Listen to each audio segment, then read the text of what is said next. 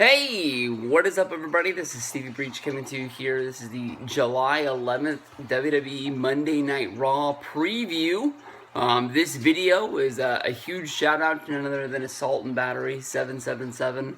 My good buddy Ravi honestly hasn't put a video up in a good little while. I have an exclusive tip that Ravi's going to be uploading a video. I talked to him on the phone yesterday for the first time. It's probably the first time I've talked to him since I saw him last in Dallas for WrestleMania 32. We text each other, but it's the first time I actually heard his voice. So we had a good conversation, basically saying that we hadn't talked in a long time, and talked about taking over YouTube yet once again and trying for the click to be able to run this shit here one more time. But I don't know, that sounded really stupid, but I don't know, like when my friends make videos, I like to watch their videos, so, you know, if Ravi makes more videos, Miguel makes more videos, especially the guy like Luke makes videos. You go back and watch those WrestleMania 32 videos, like, Luke was like the biggest, like, star. Like, he's the one who makes his videos watchable, honestly, in my mind. It is what it is. I don't know, I'm honestly looking over the Raw preview for this Raw, and I know that the big hype is that Vince McMahon is going to be making his return, trying to give Raw a jump start. Everybody knows about last week's show having a bad rating because of it being the 4th of July.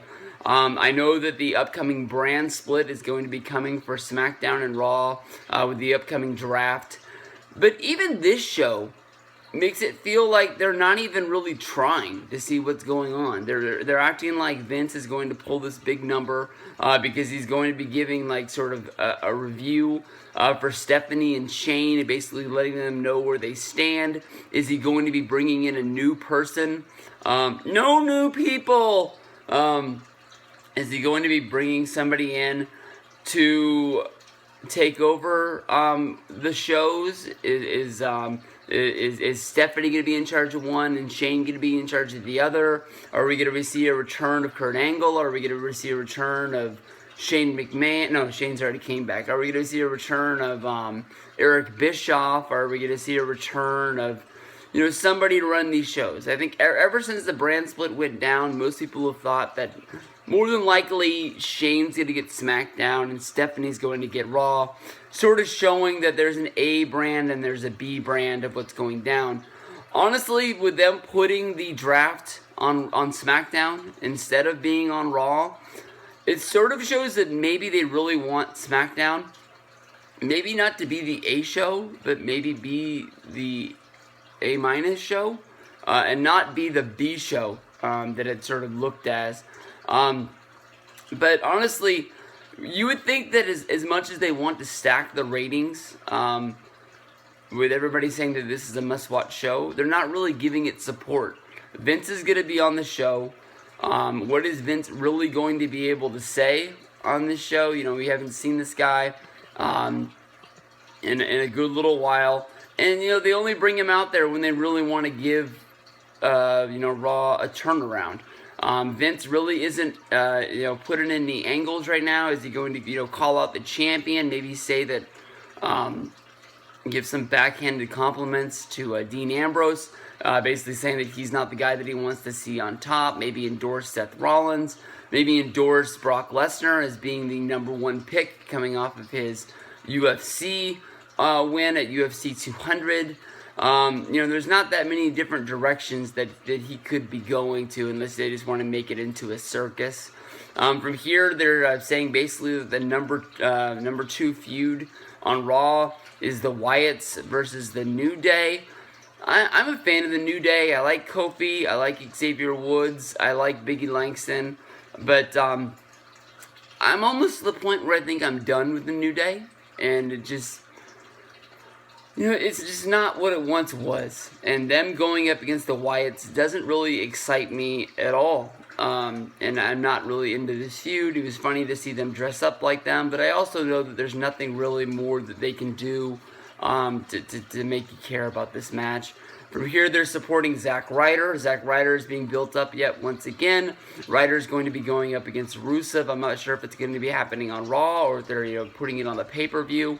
But for the people that are thinking that this brand split is going to be really big for wrestling, these are the type of matches that you're going to be seeing on these new pay-per-views that are going to be making their returns. Ryder is going to be a supportive guy that's going to be having to be looked at to carry a pay-per-view, not in the main event state, but basically being a guy who's going to be a mid-card guy that is in matches that you really care about. If you go back and you watch the Great American Bashes, if you watch the Armageddons, the shows, during the era of the brand split, where, SmackDown got exclusive pay-per-views, Raw got exclusive pay-per-views, there's a lot of filler on those shows, and there's a lot of matches that at the time were getting some TV time, but when you watch them back, these years later, there are matches that you don't really care about, and we're going to be getting a lot of that in the upcoming time. I mean, that's why when people were going crazy that Sacramento was going to be getting a pay-per-view, and I was just like, well, people are excited about the fact that we're getting a pay-per-view. We don't even know what pay-per-view it's going to be. I honestly wouldn't be that excited if it ends up being a SmackDown branded pay-per-view. That doesn't mean that I'm probably not going to go. But I mean, I just wasn't like ecstatic like a lot of people were. Kind of weird what's going on with Enzo and Kaz. I really think that Enzo and Kaz are going to be being broken up by the brand split. Every time that these guys are in the ring, every time they're coming to the ring, every time they're wrestling, they talk about the fact that any tag team can be broken up by the upcoming brand split in the draft. But they are putting them in a featured match at the pay-per-view with basically not having another singles match between AJ Styles and John Cena. It's going to be Enzo, Cass, and Cena going up against the Club, which is good for Machine Gun Carl Anderson and Luke Gallows, putting them on the same plane as AJ Styles instead of making him the backup. But it is what it is. There's going to be a Battle Royal, and the Battle Royal is going to determine who the number one contender is to go up against The Miz. My guess is that more than likely it's going to be a guy like Cesaro who pulls out the win here. Cesaro won the Fatal 4-Way to go up against Rusev and then basically lost the match. And then from there, it ended up being Zack Ryder who became from then it was Titus O'Neil who became that number one guy, and then it turned into Zack Ryder coming out of there to do it. So it sort of is kind of weird to think that Cesaro wins this match, and then they're putting Titus on top of Cesaro, and then they're also putting Zack Ryder on top of Titus as far as number one contenders going after the United States Championship. So hopefully, in my mind, it's going to be a guy like Cesaro. When it comes down to it, if it's not Cesaro, I don't really know who else it could be unless you have a returning guy that's going to be coming back to take that spot and go after it. And then, of course, the main event of Raw, which is probably going to be something involving Seth Rollins and Dean Ambrose beating the hell out of each other. Still kind of weird that they're promoting the three-way. I know that they, had Seth Rollins come out and expose the fact that Roman Reigns failed the wellness policy exam, and that he is going to be in the main event, but he is not going to be on television until then because of the fact that he failed some sort of a drug test, which still has not been uncovered or released. Honestly, in my mind, I thought something would have got out by now, even if it was just one of those nasty rumors about it being something. I still don't feel that it didn't involve some sort of party drug. I don't think he was doing cocaine. I don't think he was doing heroin. It had to have been some sort of steroid that he just was taking to try and keep his body in the state that it was in, and he got popped, and WWE decided not to cover it up or something like that, and just decided to put it out there, and we'll see why they did that in the upcoming future, if Reigns is going to still be the main event Roman Reigns guy that we've always known, or if Reigns is going to start to slip down the card and not be that number one guy for the company. But that is the Raw preview for WWE Monday Night Raw. It doesn't look like the best show. It could surprise us.